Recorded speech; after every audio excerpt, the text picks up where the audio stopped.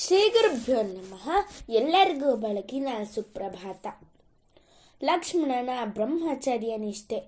ನಾಹಂ ಜಾನಾಮಿ ಕೇಯೂರೇ ನಾಹಂ ಜಾನಾಮಿ ಕುಂಡಲೆ ನೂಪೂರೇ ತ್ವಭಿಜಾನಾಮಿ ನಿತ್ಯಂ ಪಾದಾಭಿವಂದನಾತ್.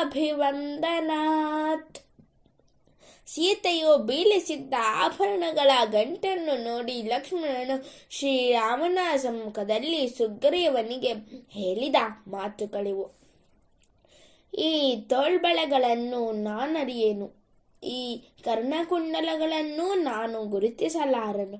ಆದರೆ ಈ ಕಾಲುಂಗುರ ಮತ್ತು ಕಾಲ್ಗೆಜ್ಜೆಗಳೆರಡನ್ನೂ ನಾನು ಸೀತಾದೇವಿಯವೇ ಎಂದು ಗುರುತಿಸಬಲ್ಲೆನು. ಏಕೆಂದರೆ ಪ್ರತಿದಿನವೂ ನಾನು ಸೀತಾದೇವಿಯ ಪಾದಪದ್ಮಗಳಿಗೆ ನಮಸ್ಕಾರವನ್ನು ಮಾಡುತ್ತಿರುವುದರಿಂದ. ಶ್ರೀರಾಮನಿಗೂ ಸುಗ್ರೀವನಿಗೂ ಸಖ್ಯವು ಉಂಟಾಗಿದೆ. ಸುಗ್ರೀವನ ಅಣ್ಣನಾದ ವಾಲಿಯನ್ನು ರಾಮನು ಸಂಹಾರ ಮಾಡಿ ಸುಗ್ರೀವನ ಪತ್ನಿ ರುಮಾದೇವಿಯನ್ನು ಸುಗ್ರೀವನಿಗೆ ತಂದು ಸಮರ್ಪಿಸಿದ್ದಾನೆ. ಸುಗ್ರೀವನಿಗೆ ಕಿಷ್ಕಿಂಧಾ ನಗರಿಯ ಪಟ್ಟವನ್ನು ಕಟ್ಟಿ ಪಟ್ಟಾಭಿಷೇಕವನ್ನು ಶ್ರೀರಾಮನು ಮಾಡಿಸಿದ್ದಾನೆ. ತನ್ನ ಪ್ರತಿಜ್ಞೆಯಂತೆ ಸುಗ್ರೀವನು ಸೀತಾನ್ವೇಷಣೆಗಾಗಿ ಶ್ರೀರಾಮನಿಗೆ ಸಹಾಯ ಮಾಡಲು ಸಿದ್ಧನಾಗಿದ್ದಾನೆ. ಸುಗ್ರೀವನು ಕಪಿ ಸೈನ್ಯವನ್ನು 4 ದಿಕ್ಕುಗಳಿಗೆ ಸೀತಾನ್ವೇಷಣೆಗಾಗಿ ಕಳಿಸಿದ್ದಾನೆ. ಕಪಿಗಳು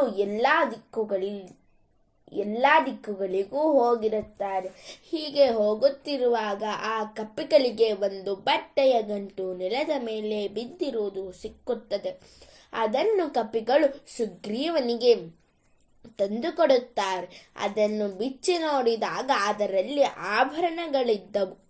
ಸೀತಾದೇವಿಯು ಆಕಾಶ ಮಾರ್ಗದಲ್ಲಿ ರಾವಣನಿಂದ ಅಪಹೃತಳಾಗಿ ಹೋಗುವಾಗ ಆ ಗಂಟನ್ನು ನೆಲದ ಮೇಲೆ ಬಿಸಾಕಿದ್ದಳು.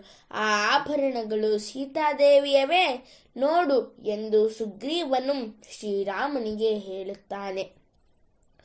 ದುಃಖಿತನಾದ ಶ್ರೀರಾಮನು, ಎಲೈ ಲಕ್ಷ್ಮಣನೇ, ನೀನೇ ನೋಡಿ ಹೇಳು ಎಂದು ಲಕ್ಷ್ಮಣನಿಗೆ ಹೇಳುತ್ತಾನೆ.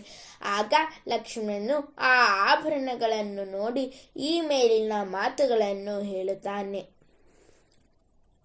ನೈತಿಕ ಬ್ರಹ್ಮಚಾರಿಯಾದ ಲಕ್ಷ್ಮಣನು ಸೀತಾದೇವಿಯ ಮುಖವನ್ನು ಎಂದೂ ನೋಡಲಿಲ್ಲ. ಪಾದಗಳಿಗೆ ಮಾತ್ರ ನಮಸ್ಕಾರಗಳನ್ನು ಪ್ರತಿದಿನವೂ ಮಾಡುತ್ತಿದ್ದ. ಇದಲ್ಲವೇ ಭಾರತೀಯ ಸಂಸ್ಕೃತಿಯ ಮಹಿಮೆ ವೈಭವಗಳು.